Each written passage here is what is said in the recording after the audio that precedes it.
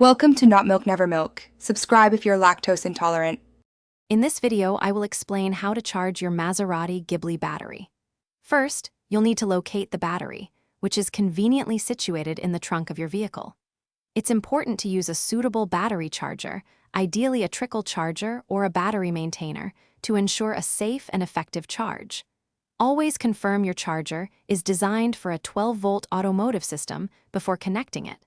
This process helps maintain battery health. Once you have your charger ready, connect the positive, or red, clamp to the positive terminal on your Ghibli's battery. Next, attach the negative, or black, clamp to a suitable ground point on the vehicle's chassis, away from the battery itself.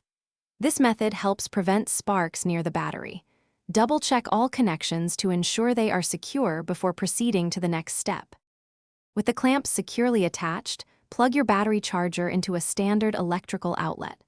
The charging time will vary, but typically, a full charge can take several hours, especially if the battery is deeply discharged. Many chargers have indicator lights that show the charging status, such as charging, charged, or error. Keep an eye on these indicators to monitor the process. When the battery is fully charged, or you're ready to disconnect, always unplug the charger from the wall outlet first. Then, carefully remove the negative, or black, clamp from the ground point, followed by the positive, or red, clamp from the battery terminal.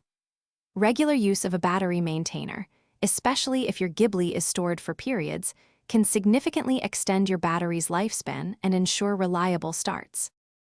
Thanks for watching. If this was helpful, leave a like and consider subscribing. See you next time.